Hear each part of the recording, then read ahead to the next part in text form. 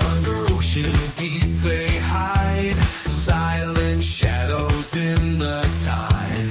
Fins like blades cut through the dark. Here come the ninja sharks. Ninja sharks attacking the night, quick as lightning out of sight. Fighting evil in the waves. Ninja sharks so brave. Yo ho ho, that music can only mean one thing. It's our good friend Ed from Shades of Vengeance back again to talk about 1, 2, possibly 3, count them 3 brand new products being kickstarted on the old Kickstarter by Shades of Vengeance, our favorite person to talk to, because he's the only person that talks to us. So, you know, we're not picky. I don't believe that for a second. Just a cat count. How y'all doing today, like Ed? that because I'm here so often. No, it's a pleasure to be back as always. I always love coming to talk to you, of course. Thank you. I appreciate it. All right, so you have 3 new thingies, all ending about now. We've got ERA Marscape, which is inspired by the classic Doom video game / franchise, and maybe even the Doom movie. Who remembers the Doom movie? Yeah, very much so. And I think they even made a second one. No, I'm not aware of it. I'm just imagining it. I thought they made a second. Maybe it was like a direct to, but whatever. So we're going to talk about that first because everybody knows Doom, and shout out to the creator of Doom, Mr. Peterson. I will be sending him a copy of this after we are done. All right. So this is called ERA Marscape. Now, obviously, the first thing is how many people have missaid it as ERA Manscape? Actually, that's never happened until today. So really? Then it's just my dyslexia, or maybe you guys just don't get the Manscaped commercials there like we do here. During the Super Bowl, that was like every 3 commercial was the Manscaped thing. I've heard of it. It's come up on YouTube like a couple of times, but not for a year or so. All right, so it's more of our neck of the woods than your neck of the woods. But yeah, so. Indeed. All right, I apologize. I'm the only one who's dyslexia with ERA Manscape. Just you. Well, it does help that the book title, it's very clearly an R, right? Marscape, yes. That helps, right? So inspired by various Martian adventures, specifically the classic Doom. So what is going on with sending our ERA agents to Mars, and how? Oh well, humanity was already on Mars. Okay, so already on Mars. For reasons best known to the demons appeared. It's not entirely clear in the lore of this pocket rulebook. So this is I don't know how well you can see that. I'm quite small. You might want to make me bigger. This is actually the rulebook. It's a beta print, but the final's going to look very much like this.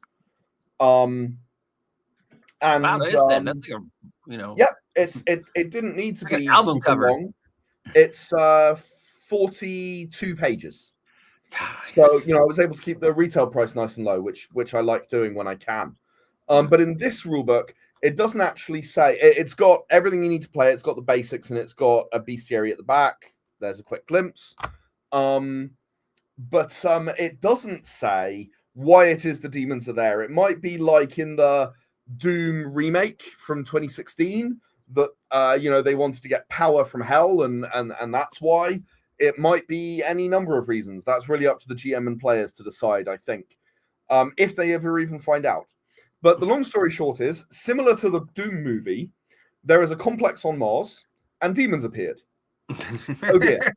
The civilians were all herded into one small area, and didn't quite know what to do about this.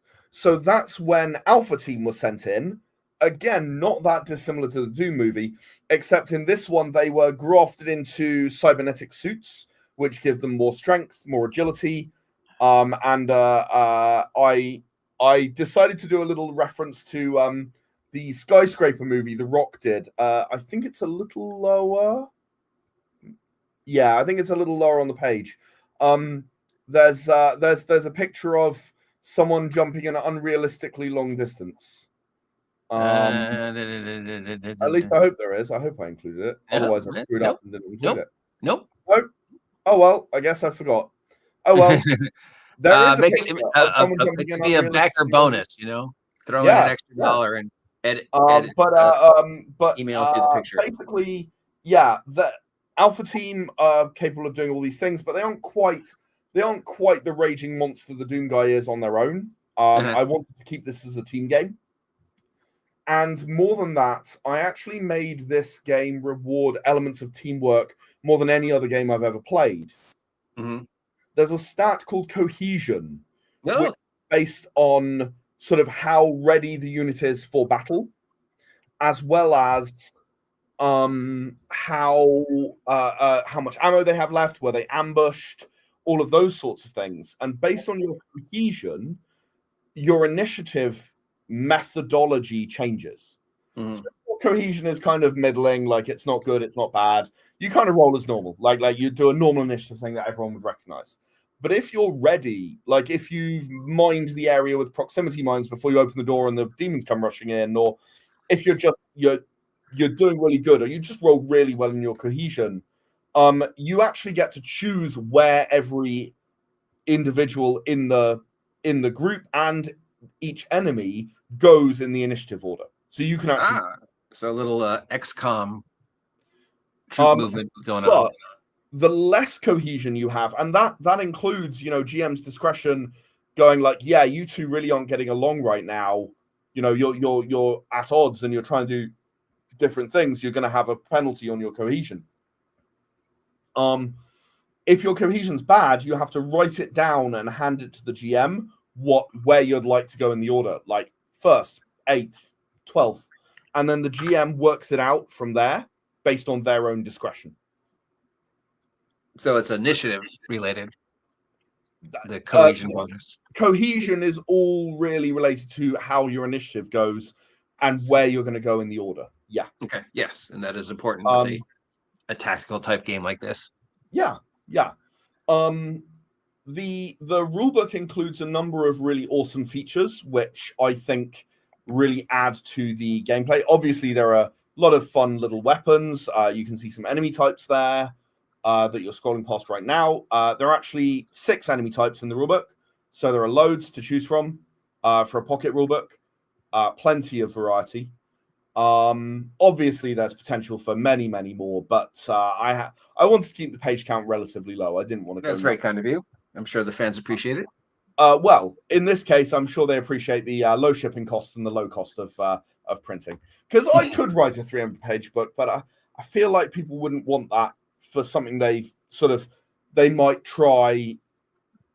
I would understand if some people were a little bit had a little trepidation about trying this, because it is quite different, and I didn't want therefore to go, right, well, your buy-in is 50 quid. What's that, $70 or so? Just to even try it. I didn't want to go there, because I could understand why people would be like, well, I'm not sure if that's really going to work for my group.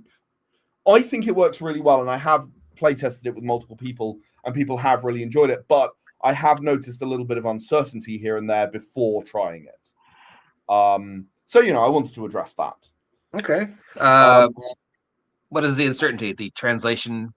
It's sort of like, game... I don't know how much I care about the initiative order. I don't know how much this matters. I don't know, I don't know how I'm going to feel about having to work really closely with the team and sort of being pushed by the game to do that. Yes. That's sort of what it is. Everyone who's played it has then said, no, you know what, I was completely wrong right from the start thinking that. But I have observed that some people go, well, I don't know, I'm not sure. Yeah, okay. So, yeah, I can see how that, you hear troop movement, team movement. Yeah, I'm not known for my really, really intense tactical combat hexes and so on. You can run this without hexes, and I do. But I'm more known for the rich worlds that I build, and this is a rich world. It's actually got a facility generator in there for this wing of the facility, this part of the facility we're going into. You can then roll dice to see what kind of let me see what kind of thing we have here. We have Well, first we have a mission generator. So you've got a mission, an optional objective, and a complication for the GM to roll. But then I've got a room generator, and you just keep rolling until you run out of rooms. So, in fact, do you have any dice on you? No. Okay. I mean, why would I have dice? I'll do it then. We'll roll a room right now. All right. Yes, I do. Of course. Here we go. So I've got 1d10. Okay. And I rolled a 1. So it's a corridor. Corridor. I rolled another 1 because my rolls really suck. It's a dead end or caved in. Okay. And the demon population is a group of warriors, somewhere between outnumbering you're outnumbered 2 to 1 in this long corridor. In this corridor with a dead end. Why are they there? Like doesn't matter. If you go through that door, you are not gonna be happy. Mm-hmm. Warriors picture all on the screen right there, actually. So and they're all just sort of trapped in this hallway. Yeah, they're in this hallway. Trapped, don't know, maybe they're waiting in ambush. So then connecting to the hallway, we've got a containment cell block designed to contain something much larger and stronger than a human. They may or may not be empty. We have stockpile. For whatever reason, the population of the facility decided to dump various useful items here. That may be food, ammunition, medical supplies, up to the GM. And what's in there is the big bad. The biggest, baddest thing that you can run into, gate entity, and it's got friends.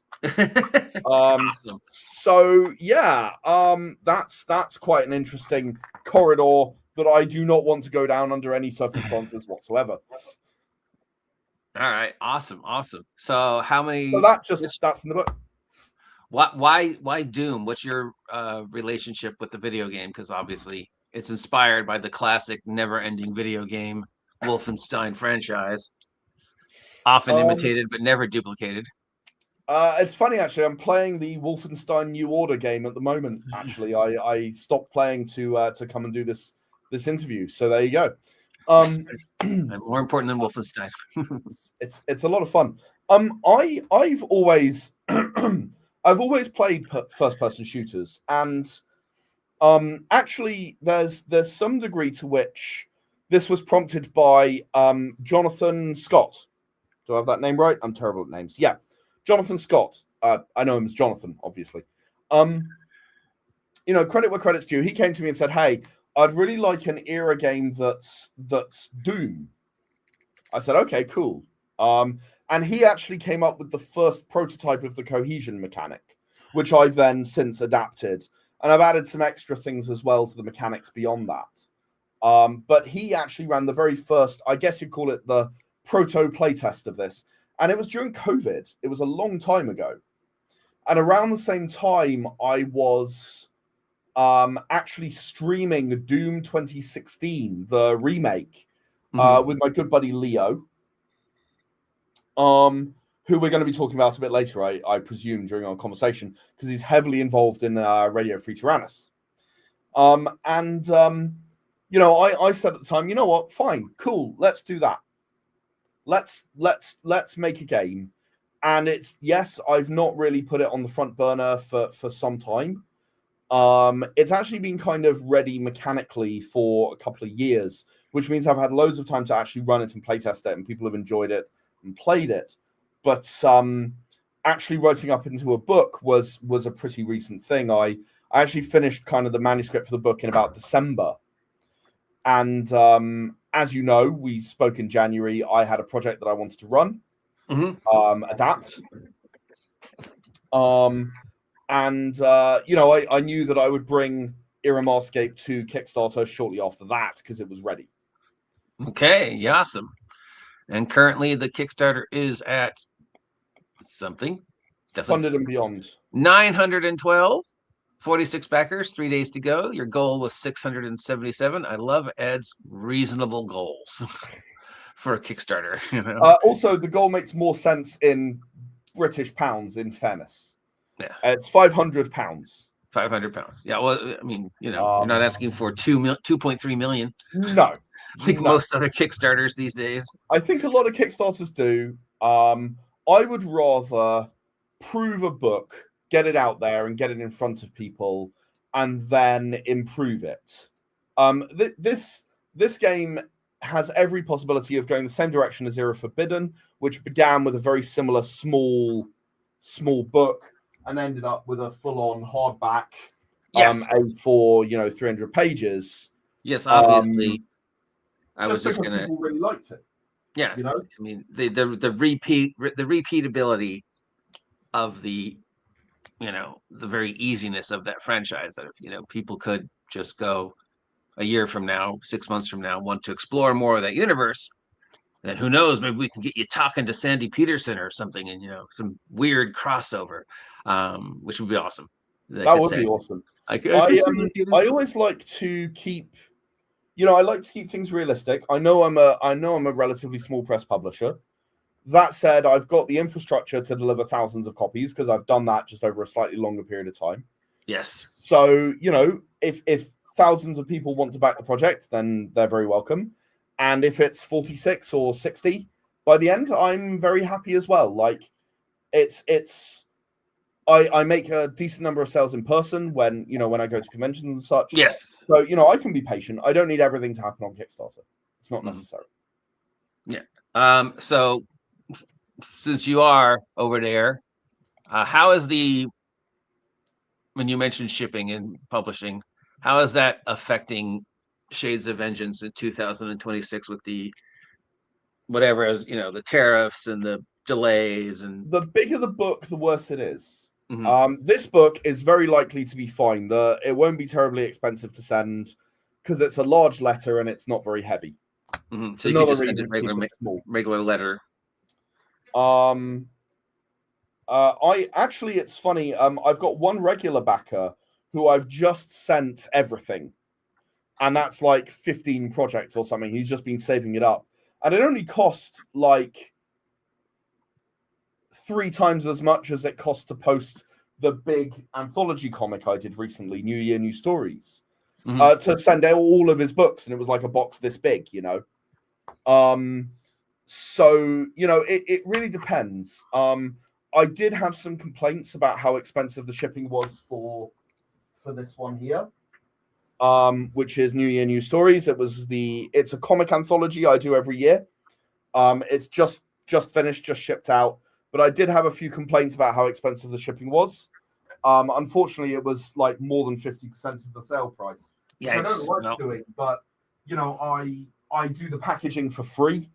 Mm-hmm. I do the actual handling for free. The getting the address and getting it to get posted and so on. I do all that for free personally. So it's I do the best I can, but it is really expensive for a larger book.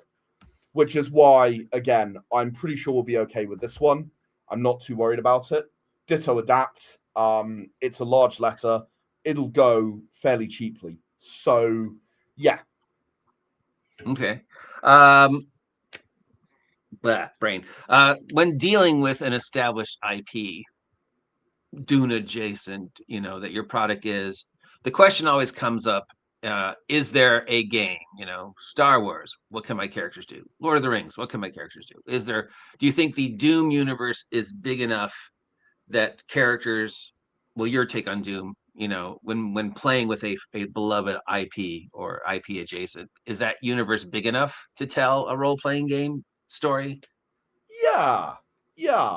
I mean, the thing is, fundamentally, my ERA Marscape, like less so Doom. Doom is really about go around, you blow demons up, right? Yeah. I was just saying to my wife, playing Wolfenstein. I'm pretty sure Wolfenstein was the first person shooter because it's sort of reasonably acceptable to go around killing robot Nazis like no one cares. Yes. I'm pretty sure Doom is killing demons for similar reasons, right? Yes. No one's going to go, oh, you're going and killing people.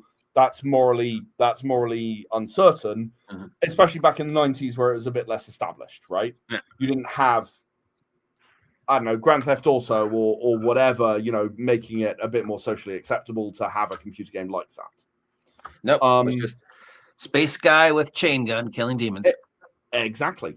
So what I think is this is really a story about survival. It's a story about humanity coming together in the worst moment possible, and a small group of heroes standing between the evil demon creatures and the rest of humanity.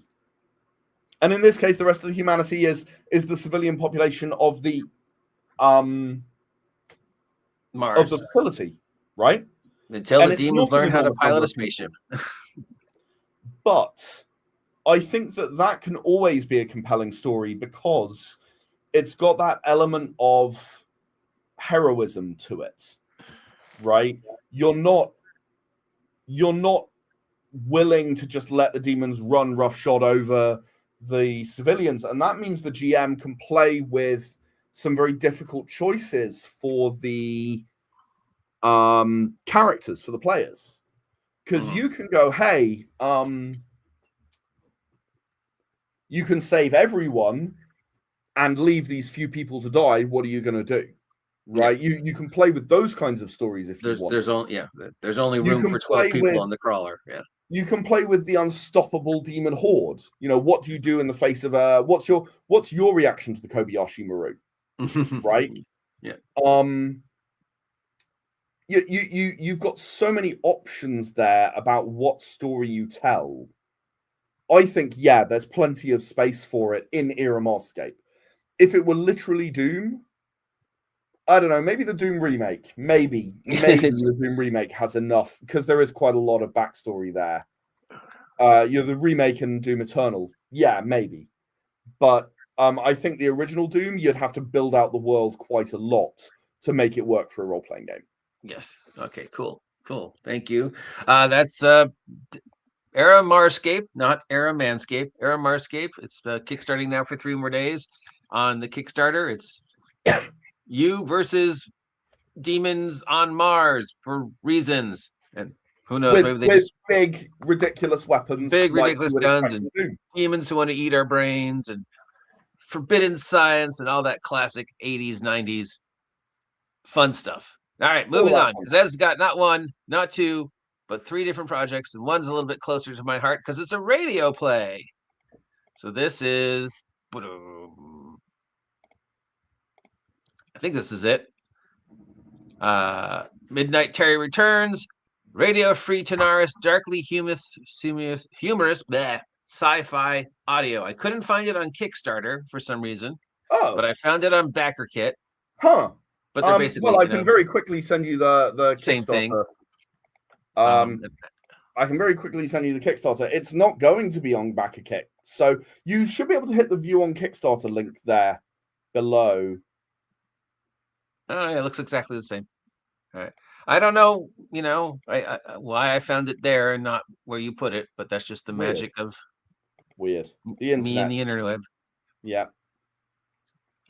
So this is Cascade 3. No, no, wrong one. This is Radio Free Taranis. So what is Radio Free Taranis, and how did Jennifer Hale get involved? Actually, it's a great story. So Radio Free Taranis began as a bit of a joke between us. Myself, Leo, who plays Midnight Terry, and Amy Allwarden, who's one of my long-term writers. I've worked with her for years. We just had this idea of this guy who sort of yells conspiracy theories into the void, right? But because the consortium is a sci-fi corporate dystopia, all of these conspiracy theories are probably true. Like mind control chemicals in your cereals that are making you more susceptible to believing in the consortium. And you're like, ha, that's funny. Wait, hang on. They literally have the power and the ability to do that with no one stopping them. Yeah, they're probably doing that. Yep, that's probably a thing. So it became the joke of he's sort of living Cassandra syndrome, right? He always speaks the truth, but he's never believed. Yes. Because he sounds like a crackpot weirdo, right? And as we kind of grew the story, we realized that what we wanted to do was actually have him have a reason for having this radio show. It's not just someone yelling at into the void, as I say. He actually began because he was looking for his sister. And he didn't know how to reach out to her. She just vanishes one day. And he doesn't know what to do. You know, it's his big sister. She raised him. They lost their parents. We go into this in detail in one of the episodes, number 4 of season 1. She she just vanished one day. No idea why. Now the truth of why she vanished is not actually revealed during season 2. That's my season 3 reveal.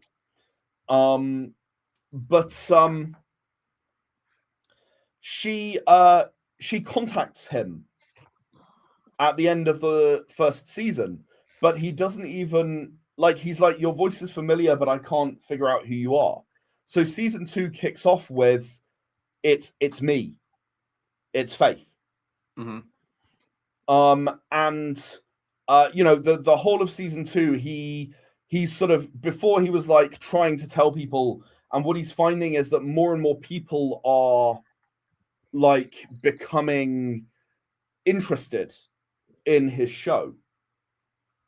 And it's a bit mysterious why, because he's sort of going through and saying what all of the various individual corporations are doing that is evil, right? He's going through them one by one. And at the climax of the show, he's doing the Smirtios security episode, and they are the police and the army of the consortium. And jackbooted thugs break down the door of his studio and drag him out screaming in the middle of the show. Spoilers! Which was brilliant fun to do. Although the sound studio manager got a bit pissed off at us because we made apparently too much noise in the corridor with him being literally dragged away from the microphone. We did it very accurately. Literally, 2 of us walked in, dragged him off the chair, and dragged him out of the room. Awesome. While he was sort of yelling and screaming. It was very funny. So how did Jennifer Hale get involved? Jennifer Hale, for anyone who doesn't know, is actually the Guinness World Record holder for the most prolific voice actress in the world. She's also really, really nice. Like, she's a nice person. And you know, we talked about dream casting, Leo and I, for Faith, and we were like, well, you know, Jennifer Hale would obviously be amazing, right? And it's like, okay, well, yeah, that's not happening, right? That's ridiculous. And then we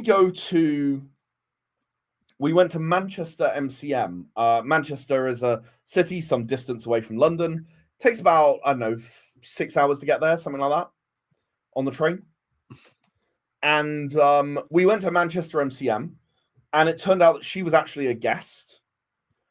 She was signing autographs just the one day. And Leo just kind of went past like 5 times during that day, trying to see when she would be there, because she kind of didn't show up for a good chunk of time.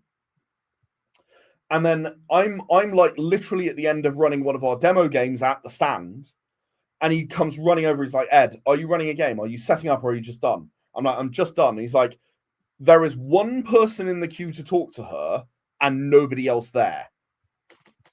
Now, right now. So we run over.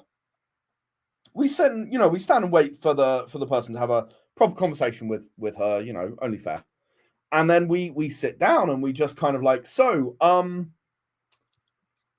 we like talked about, you know, the possibility of working with you and never really believed it was a thing, right? We tried emailing your agent, but we never got an answer. You know, we've developed the sci-fi universe. You know, it's definitely, you know, Mass Effect is one of the influences on it. You know, we both loved your work in Mass Effect, among many other things. You know, would you consider doing something with us? And she's like, oh, I have no idea why my agent wouldn't have put you through. You know, this actually sounds like a lot of fun. And I gave her one of my books. I just gave her, she was flying home, so I didn't want to give her anything too chunky. but I gave her the rulebook primer for Era the Consortium, which is again just like a 40-pager A4 intro to the world and so on. I actually got an email from her because I also gave her our business card so she could email us. I got an email from her when she got home, copying in her agent, and she was like, I forget the agent's name, but she was like, "Agent, please, please arrange for me to have a recording session with these guys. Get them all sorted out." And from there, like within a month, we were then sat down having a recording session with her, which was crazy pants. It was very kind of her. It was incredibly kind of her, and it definitely wouldn't have happened if she hadn't supported the project in that way. And we sort of made an agreement. Jennifer Hale, it may not surprise you, as a very successful professional, is extremely expensive. So we made an agreement for 15 minutes of recorded time, or 1 hour, recorded final recorded stuff that we use, or 1 hour of her time, right? Within 20 minutes, we'd finished the 15 minutes. Like, seriously, it took no time at all. She was just that dialed in. Yeah. And basically said, would you like me to do something else? I'm like, well, strictly speaking, she's like, just don't tell me. It's fine. I'm here. I may as well do something, right? Oh, how awesome! Just Mrs. I know, right? So I'm like, okay, well, give me a minute, and I literally wrote something for 5 minutes that was like a call to action almost for listen to Radio Free Taranis. Hear Terry's words. The fight for freedom has begun, and we need you if we're gonna win. Oh, cool. Can people hear that on the Kickstarter? I'm not sure if it's on, I think it's on the Kickstarter. I'm not 100% sure. It's definitely been in some of the emails I sent out to the mailing list, and it will be coming with the reward, with the digital reward. It will be part of the extras that comes. Cool. So yeah, that was what I was going to ask you next. Cool segue. I believe, when we talk about Kickstarter, I would assume a large part of our listening associates, Kickstarter with something physical, be it a car part, a game, whatever. How do you kickstart, and what are the rewards for something ephemeral like a podcast? I mean, what do I get? How is it different? So, Radio Free Taranis is not going to be available for free. Season 1 is still not available entirely for free. We've made a few of the episodes free so that people can get a taster, get an idea if they like it. That is linked in the Kickstarter for the free samples. You can go have a listen to some of the episodes. But it's not going to be available for free. It's only going to be available to the people who back the Kickstarter or buy it off our website. Backing it on the Kickstarter is significantly less expensive. So that's the first thing. That's the first obvious thing that you're going to get. You're going to get the series to itself, right? You're going to get a download, free download from our store is the most likely thing. Secondly, you can get one of these. Hold on. This is our digital memory card. All right. Stick. Oh, where are we? There we go. Okay. 4 GB memory card. Okay. This is a USB port here. This is the bottom of a USB port. You don't actually need the box around it. And this fits in your wallet. It's about double the thickness of a normal credit card. Laser engraved. Absolutely brilliant. You can get this with Radio Free Taranis on it, posted to you. Again, it's not going to be very expensive to post, right? So you can get this posted to you. It'll have Radio Free Taranis on it. It'll have, let me double check that I quote properly before I tell you what's on it so I don't get it wrong. You also get the extras, the bloopers. We have plenty of bloopers from Leo because Leo is Leo. And we have a few bloopers from me. So I also, I have a small part in Radio Free Taranis. We initially started with just having Leo ranting at the camera or at the microphone for 20 minutes. And that was a bit much It was a bit intense. So Amy, being the comedic genius that she is, began sort of writing. It was my suggestion that we have like an advertiser. So like Terry works with someone else, very independent, very crap at their job, like very low production quality, sort of deliberately. So like they'll be like, you need to do the thing, and they'll hesitate and do a retake on the tape, and it's clearly a tape because like it's not live, right? So and he's just bad at editing, and gradually through the series he gets a bit better at editing, or he gets some better software or something, because it improves a bit. But all of these things are sort of like a very ridiculous comedic thing. Like he does if you're a Valithi, a tree person in the consortium, and you want to dye your leaves brown, you can't go better than Autumn Day. And it's just the most ridiculous things that we're advertising, which was loads of fun. Okay, so you got some. Fun. I know where you can hear the Jennifer Hale thing. Sorry, it's in one of the updates in the Kickstarter. That's where you can hear it. I posted it as about the third update. Yep, and here's Mrs. Hale's IMB for those of you who aren't familiar with her work. She's done some stuff. A bit. Killer Frost, Gods Among Us, Grim Adventures of Bill and Manny, Jean Grey, Princess Mobox, Miss Keen from the Powerpuff Girls. Oh, she's Miss Keen. We have a mutual connection because I know Grundy. And Dory from Finding Update Nemo. number 3, I was correct. Her unexpected extra recording and sort of the story I just told you is in update number 3 on the Kickstarter. It's publicly available. Yes. So anyone I saw that. So if you want to hear her talk so do we need anything special when we, like a special podcast player, or will it play on anything just like I'll be sending MP3s. So they're MP3s. It will play on literally anything. Cool. I'm not a big believer in binding anyone to a platform where possible.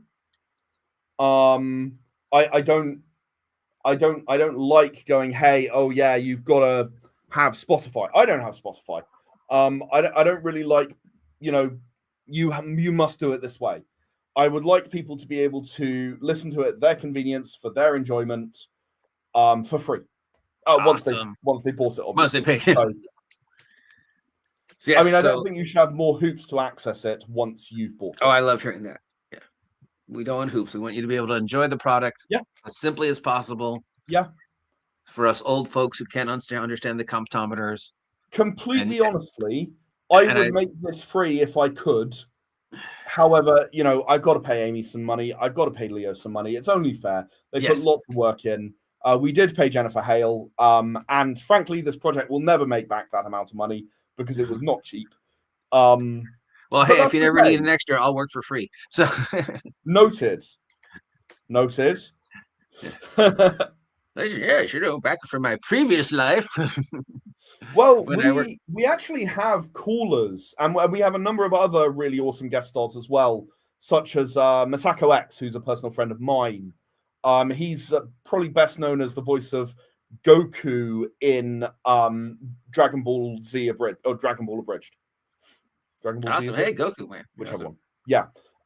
He's a friend of mine. He actually did the video editing for my first ever Kickstarter video. And he's a friend of a very old friend, and I met him then, and we've been friends ever since. Wow, anyone who can sit there and point a camera at me and have me do like 70 takes before I get it right, they gotta like you okay, right? This is why I don't do all my Kickstarter. I don't know if you ever watched any of my Kickstarter videos. They're all voiceover and images now. Yes. Because I literally can't. I can't. In front of a camera trying to say a rehearsed script, I go to pieces. Yes. Yeah, one of the many reasons why I use an avatar. I don't mind, expressing myself freeform, but trying to read a script on camera, okay. No, awesome. How cool is that, guys? All right. Do we have time for the last one? I think we do. All right. Not to be satisfied with 1, 2, 37 different. No wonder I keep getting those letters from Mrs. Ed going, have you seen my husband? Please tell him to come home. Dinner's getting cold and the kids are forgetting what he looks like. Ed's a very busy person, and plus he still works a normal job as well as making all these products and keeping the Shades of Vengeance line alive.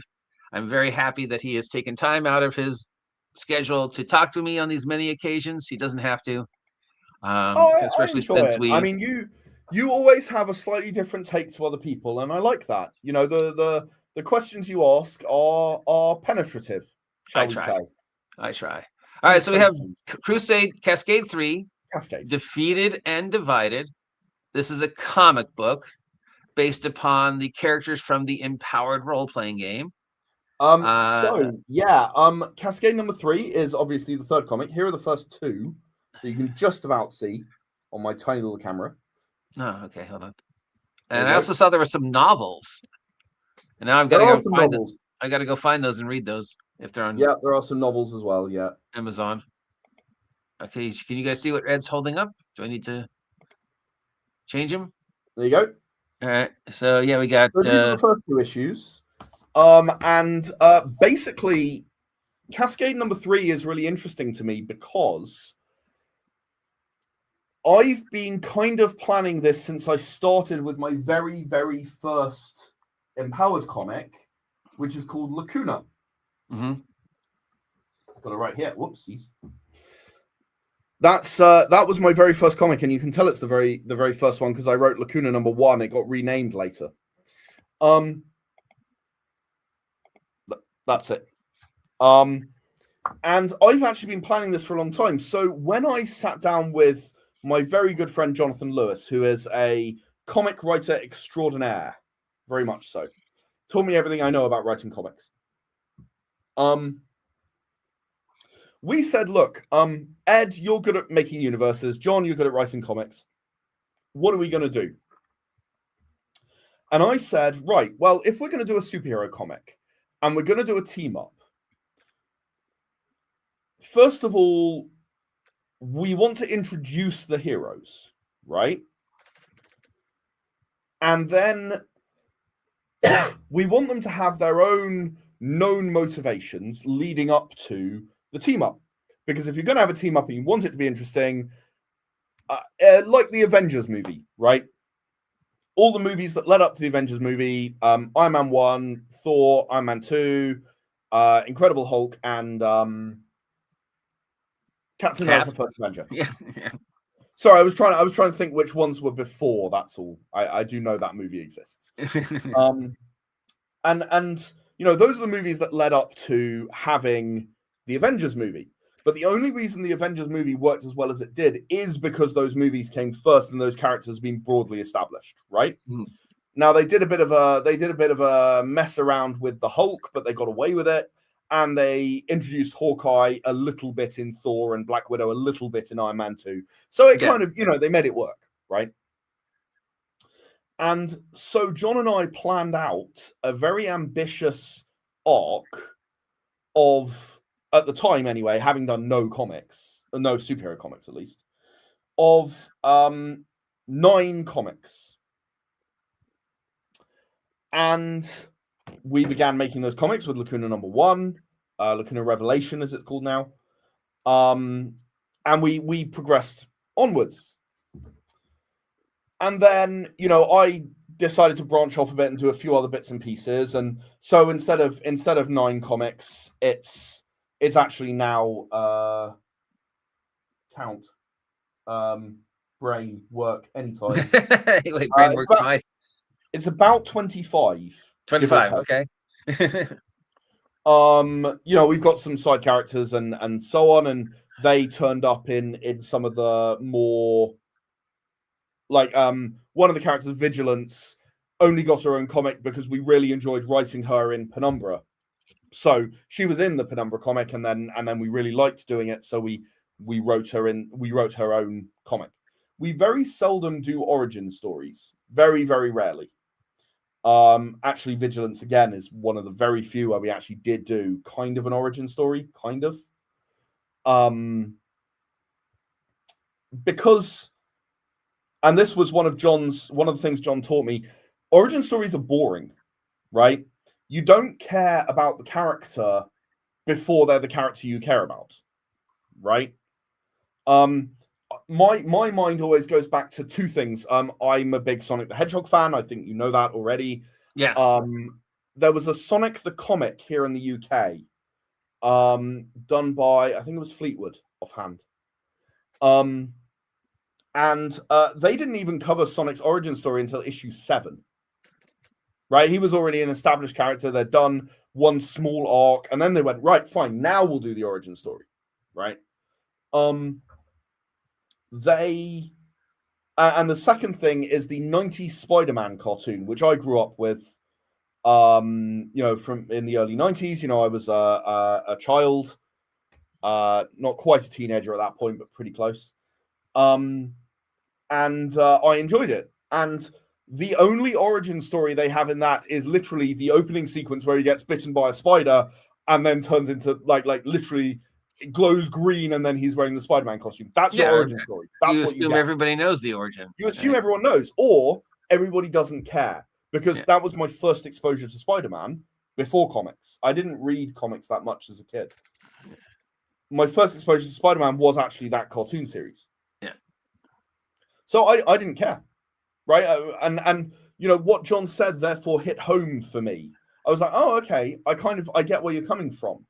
So we tend not to do that, but what we've done is build these characters, and rather than doing an origin story of, oh, this is how they got their powers, we've done a story of this is what they are about. Right? This is what the character is about.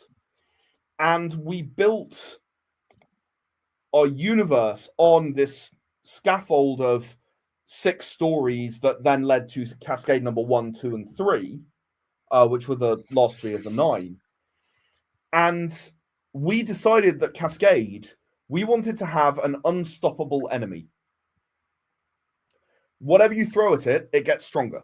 Mm-hmm. That's the robot that we're looking at here. Right, that's the robot, exactly. So Cascade absorbs energy and grows, or that page that you're on now, once she grows to a certain critical mass, when you throw more energy into her, she replicates into little small ones that then envelop more people. There's a person inside the giant robot. Getting eaten by the robot.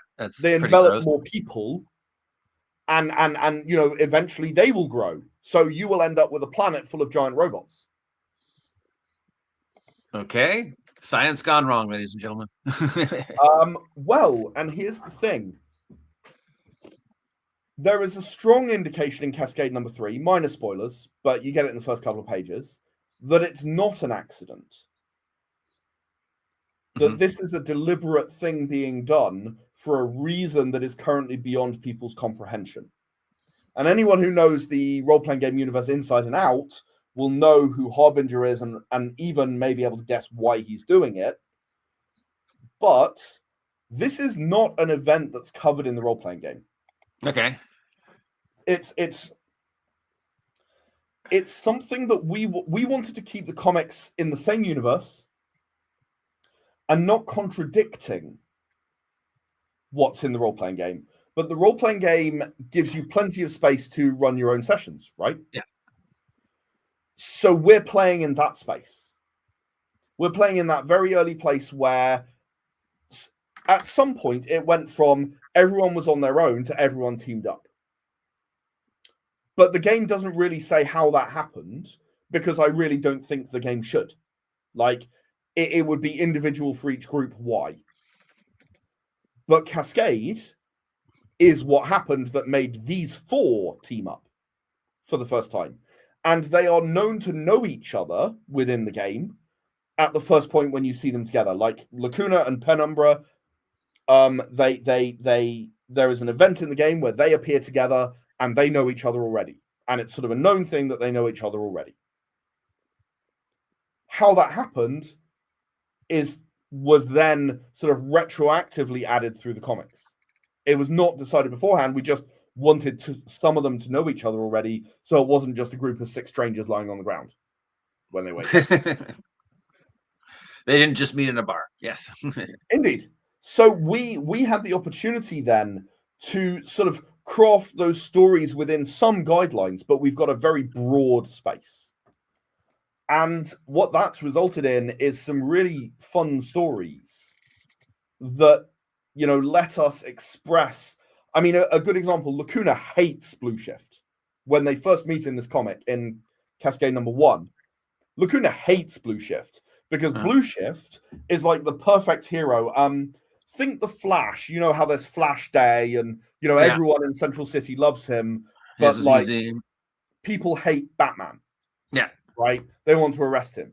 It's sort of that kind of dynamic between the two of them. Like, he's like, I'm doing exactly the same thing you are.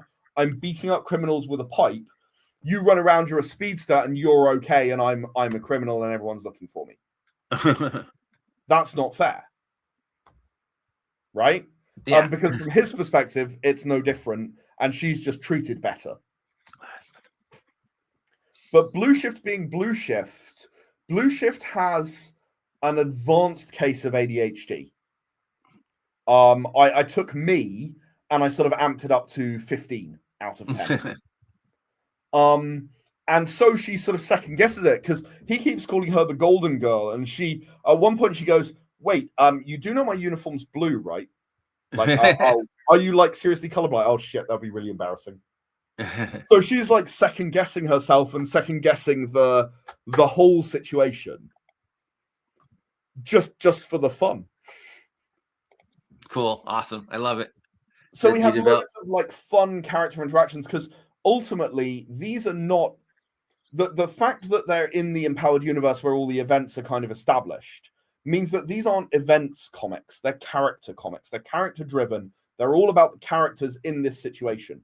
What happens? Penumbra is a terrible leader, but she's kind of the de facto leader because she brought them all together and she knows what's going on better, and also she's been in empowered longer than any of the others, and she is very, very confident. But she is an awful leader. She keeps just disappearing and doing her own thing and then returning.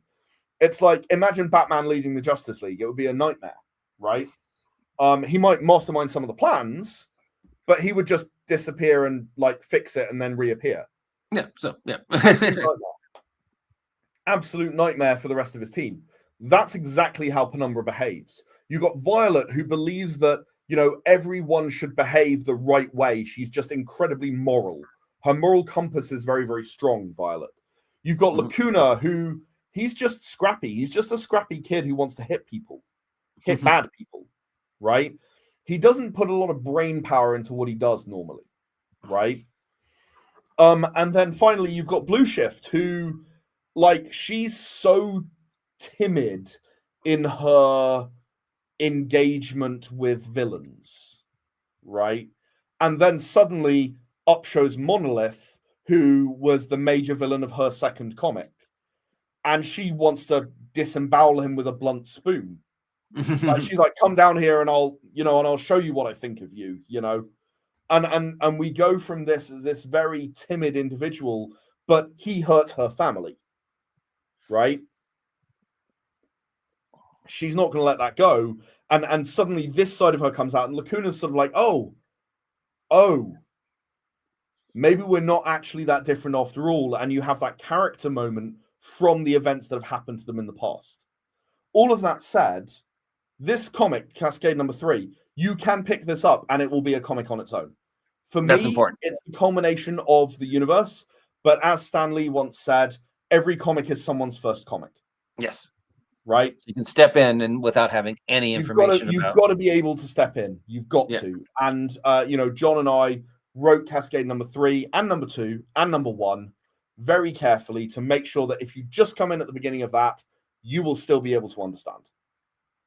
Awesome. Look at all the things Ed does, guys. Really. I know I tease him about it, but it's amazing. I wish I was half as prolific as Ed. I'm still working on one, and he's made like 40. I've published about 200 books in the last 10 years. Yeah. God love him. But of course, Ed is not by himself. There's he's mentioned a lot of people. It's not just I've mentioned a lot of people, and they absolutely deserve a good chunk of the credit. I might be the driving force behind it, as in I keep people moving forward, but there are a lot of contributors that help out, in particular about the projects we've spoken about over the last hour or so. Jonathan Scott, ERA Marscape wouldn't exist without that guy. For Cascade, absolutely. Jonathan Lewis, Also, Amy Allwarden, who wrote Lacuna #1 with me, we co-wrote that one together. She's also consulted on the dialogue for Lacuna, and Jennifer Martin, a longtime writer as well, who's worked with me, co-wrote Violet with me, and also consulted on Violet's dialogue. And then finally, for Radio Free Taranis, it would not be anything without Leo and his work, or Amy and her work.